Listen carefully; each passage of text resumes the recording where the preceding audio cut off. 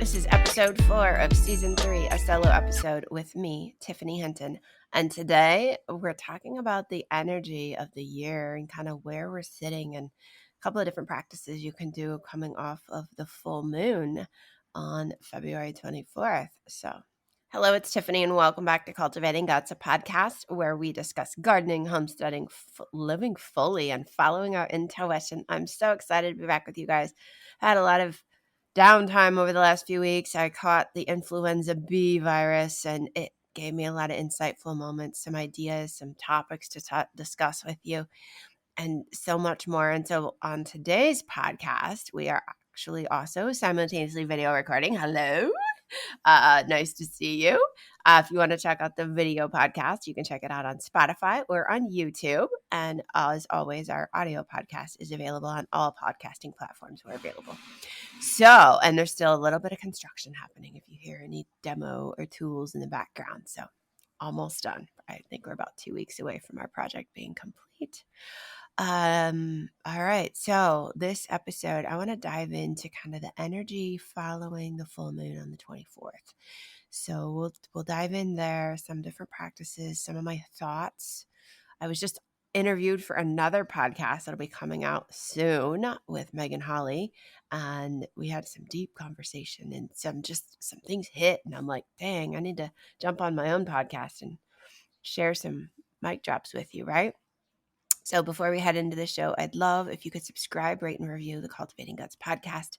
Send me a screenshot of your review to Tiffany at cultivatingguts.com, and I'll send you our free garden planner course. Also, if you're listening, screenshot your favorite part and share it on Instagram. Tag me at I am Tiffany Hinton. I love reposting. I love sharing stories, especially when I wake up in the morning. I love sharing a bunch of stuff to my stories and Instagram. I'm excited to hear what you think of today's episode. I'm so grateful for you and all of our amazing listeners for helping us grow the podcast. I mean, season 3, this is awesome, and sharing it with more people. So with that, I think we're going to jump right into the show. Okay, so that being said, I didn't even splice this. We're just going right into the show.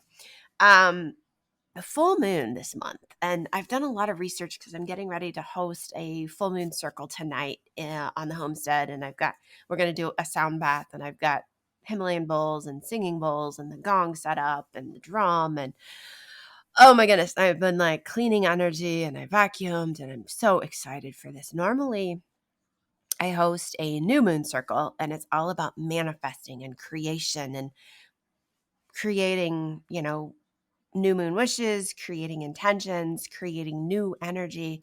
And then we always create a medicinal product, right? Or a take home. It's a witchcraft, basically, whether it's elderberry oil and syrup, or it's honey cough syrup we've made in the past, or we've made our own tea, or we did dried basil spice, or we've done all kinds of stuff over the last year. But with the full moon, it is not creation energy, right? The full moon is destruction and release energy. It's the dark, which is crazy because actually, like, the new moon is dark outside, but the full moon is like the shadow for me, the shadow work, the dark side of stuff to work with and to kind of like just move through and let it go, to get ready and preparation for the creation energy of the new moon. And that's how I think about it, which is also very interesting when we look back in history. Nowadays, in probably the last 200 years, death is associated with black. Mourning clothes are dark and black. But if you go back 1,500 years, 1,000 years, 800 years, death was associated with white, and birth was associated with black. And so somehow that got reversed. But pagan culture, right? You dance at the full moon when the full moon is bright and white, but everything is kind of being let go and surrendered. And then so death is associated with white, which is very, very interesting when you start to look at other different world religions and practices and different things happening. So that is very cool. Okay, so I have done some studying. I've done a lot of research. I've actually had out like astrology charts and all kinds of stuff. But let's talk about the full moon and kind of the energy coming off this full moon or going into this full moon. I don't want to repeat necessarily exactly what you might find on another podcast. So this is my take on it, my version, after taking some other course work and doing some in-depth stuff. So yes, it is considered the snow moon, which is also interesting because they're predicting snow tonight, but it symbolizes that the February full moon, the snow moon, is that there is still snow. It's not the flower moon. It is still a reminder to the Native Americans and to those of us that name the moons that it is still a time for snow. Snow is not over, right? So it is a snow moon.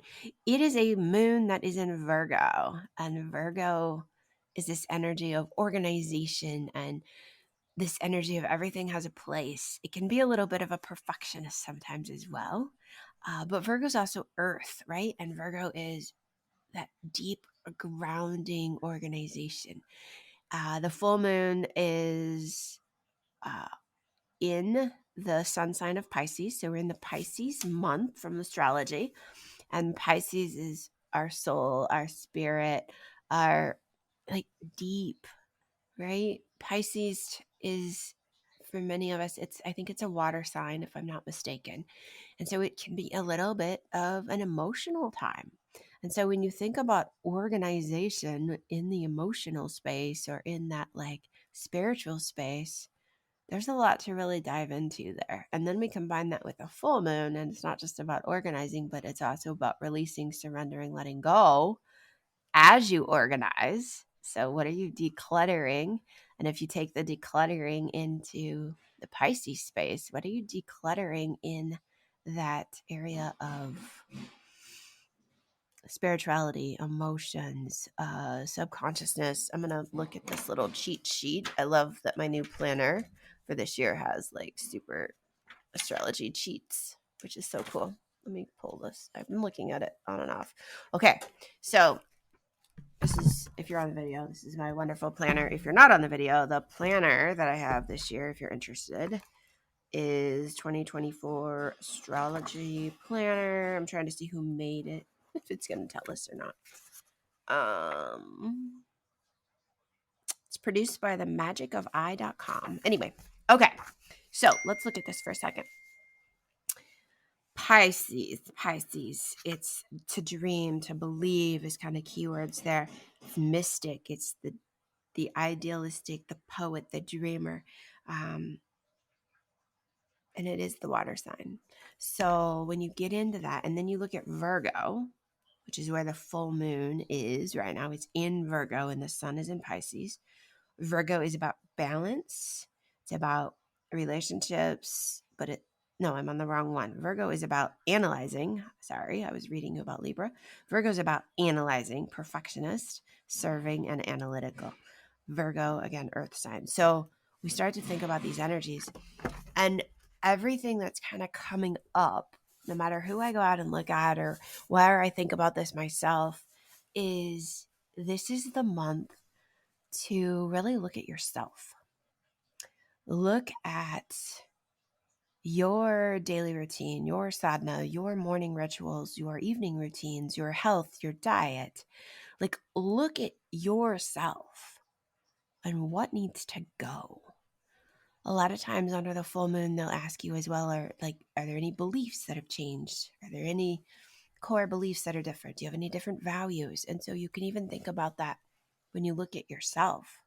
Is there anything that you believed about yourself that's not true? It's bullshit. Like, I'm fat, or I'm always bloated, or I'm short, or I have small boobs, or I don't know. There's things that women complain about all the time. And most of those are bullshit. The other thing you could think about is like, and when I was on Megan's podcast, it totally took a different spin than we thought it was, because I think part of it is that Mercury right now is in this communication area and it's moved into Aquarius, and it's just like, it's all about having this voice and communicating, but communicating soul deep, communicating from the soul, communicating with depth. And for myself, I took an astrology course yesterday for an hour and a half, and I've been looking at like my north nodes and my south nodes, which don't want to go there right now, but definitely like mystic oracle, which has always been told to me anyway, past life and future life is more of that. So when we think about in your life, right? Your life with this full moon energy, which will last the next, say it'll last a week. You have about a week, give or take, 5 to 7 days to kind of grasp this energy and use it. Yes, you can go declutter your house. You can go clean up spaces. That's always great. You can clean out your closet. But what you really want to focus on for Virgo, knowing where it is in Pisces, is what is in your emotional belief system about yourself, about your diet, about your exercise, about you, the person. That is just crap. And you got to get rid of it. And you got to throw it out. Or you got to burn it up. And I would say burn it up. And so tonight, when we do the full moon ritual, and I have the circle coming in the container, I'm going to light the fireplace. I got the fireplace all set up. I've got the singing bowl set up. And we are just going to burn that stuff. That is bullshit. We're going to let it go and release it and like be gone with it because it is not who we are. And so I'd ask you that on your own. What just needs to go because it's not true? Maybe it's the fact that you are thinking that, I don't even know. Like, I don't even want to put anything out there. I want you to think about it for yourself. What is out there that's just not working for your life right now? What's out there that just needs to go? For myself, this is the week I restarted my morning meditation and kriyas, and I'm loving it. I started a juice cleanse, and most of the time I would start a juice cleanse on a new moon, but I was like, no, I need to let go of some stuff. So I'm going to start this 7-day juice cleanse. I need to let go of the after effects of this influenza I had. I need to let go of things in my body. I actually ordered proteolytic enzymes that work at night. You take them on an empty stomach intentionally so they clean up the blood, and I just let that stuff go.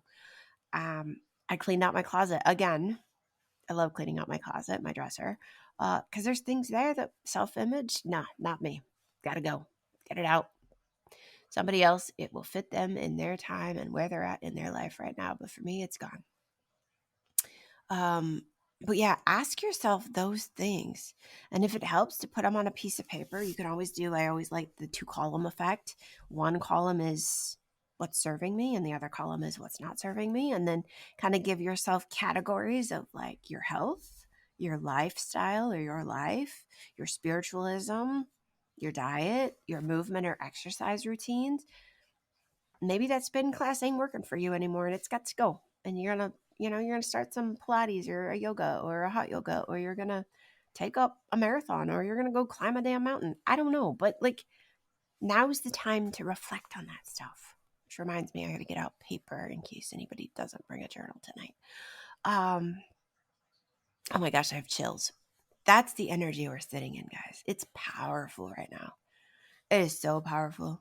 So powerful. Take the time. Stay up late if you want. Get up early in the morning. Create the space on purpose, as I said on the other, on purpose to do the work, to know what you have to let go.